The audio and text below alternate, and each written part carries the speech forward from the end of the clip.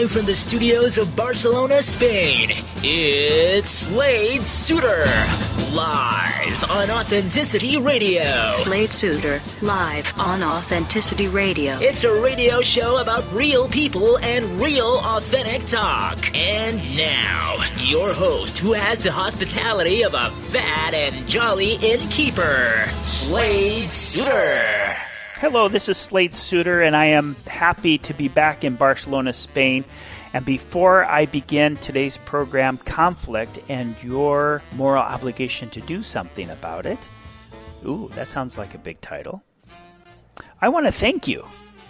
Thank you so much, because I just came back from the Camino de Santiago. I did an etapa, a little piece of it, and I did 3 live broadcasts while I was on there, and it was incredible.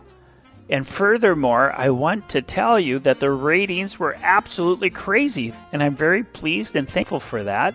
So thank you, and continue to share these programs. So conflict, and your moral obligation to do something about it. Conflict can show itself in many shades and colors in our lives. And conflict, when you think about it, is like the gymnasium for us to grow. It helps us to grow. It's how we handle conflict is what's at question. If we, as individuals, do not seek to actively resolve or to facilitate or to work with conflict in our lives, then we are doing ourselves a disservice. Not only ourselves, we're also doing a disservice for the people who live with us or around us. And that impact is felt like a wave that goes out from us. That's what I wanted to talk about today. So let us go ahead and take a look at some of the different phases where conflict shows up.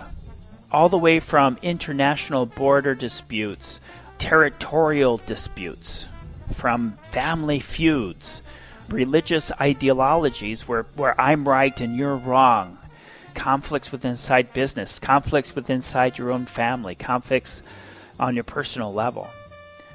And this is where I want to begin. Everywhere we have a conflict that is not being resolved, that you're not actively pursuing a solution for in your life, means that you have allowed yourself to become stagnant in some way, shape, and form. And you know exactly what I'm talking about. You just have to feel it.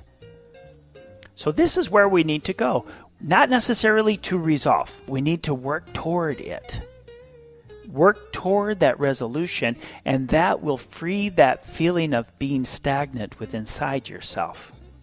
Today's program is only to make that first initial commitment to look at the biggest conflict areas of your life and to make an initial step toward resolving that conflict. Now, I'm not talking of using violence against the other individual or individuals or religion or border disputes involved.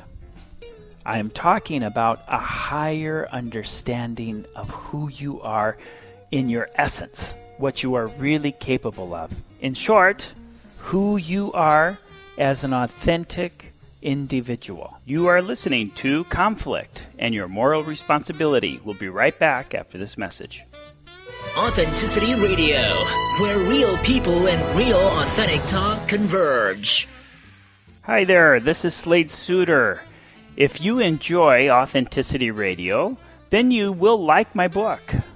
You can find it on Amazon.com. The title is Get Off Your High Horse and Walk, A Return to Authenticity. It's kind of fitting, isn't it? Visit us on the web, www.authenticityradio.com. And now we return to conflict and your moral responsibility. Me? Who am I as Slade Suter in the highest expectations that I have, at the most powerful? A matter of fact, do this for me. I want you to go ahead and to bring to mind the person who you are in most conflict with. Somebody you probably really don't like. Go ahead and bring them into mind right now. I want you to see them and imagine the last conflict, the last interaction that you had with them. And as you're imagining them, do you feel big or do you feel small? Do you feel powerful or do you feel disempowered right now as you see yourself in that situation with that individual that you are in conflict with? Now, if you answered the way I was expecting you to answer, of course you could go the other way, then the reason why you feel small and disempowered is because, in fact, at that moment you were small and you were disempowered. So that's why I offer the invitation for you to actively make the decision to start to work on all of the conflict areas in your life. And you can start by backing off far enough, removing the judgment that you have toward yourself and that other person, that other individual. And by doing that, to gain another perspective, meaning that you are not going to hold that person's story, that you're not going to walk back into that same example. And you may be answering me, say, well, yes, Slade, but you don't know my experience. I've experienced the anger or the hatred or the hurtful intentions of this other individual. And I answer back to you by creating the story and bringing the story back to that same situation. You are setting up expectations for the same pattern to happen. Instead of backing up and saying, oh my gosh, I wonder what other possibilities could exist in this particular situation. What can I do differently than I have been doing before? Just that question alone will start a cascading effect of other ways to see things, other ways to see this individual. And I have individuals in my life that I would just love to resolve. As a matter of fact, that's part of the motivation for doing the series in the first place, is because I'm actively wanting to find solution. Because when I don't, and I'll speak to you as Slade Suter, I'll give you a piece of myself. When I allow somebody to exist in my life in a hurtful state, there's part of me that's locked up. And I've given the key to that other individual. And as crazy as it sounds, I need that key back.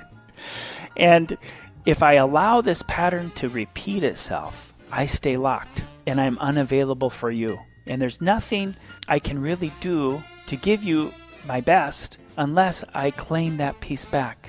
And I'm not going to do it in a violent way. I'm making a choice on my higher essence involving who I am as a spiritual being. The best as who I am as Slade Suter, stepping out for you, making an active decision to claim a part of myself back and asking for that key. And so your homework assignment today is to go ahead and first identify any individuals or areas of your life that are in a state of conflict and are stagnant, not being worked on actively. Number 2, start backing off. Go far enough back away from this situation where you can start gaining another perspective and you're not so close where you are contracting.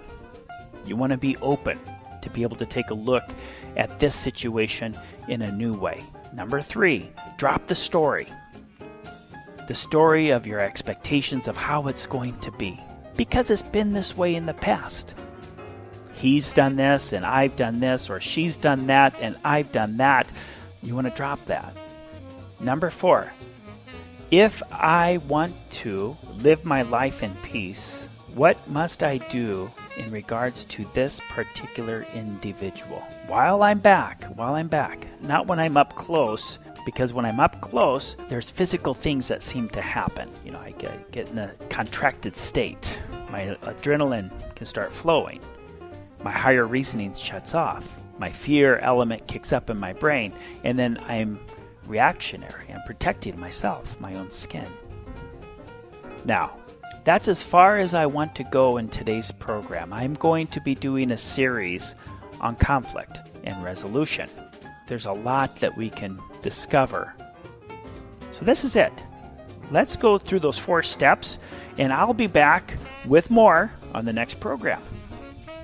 Until next time, be authentic, be true, and be free. That has been Slade Suter live on Authenticity Radio. Slade Suter, live on Authenticity Radio. Remember, until next time, be yourself.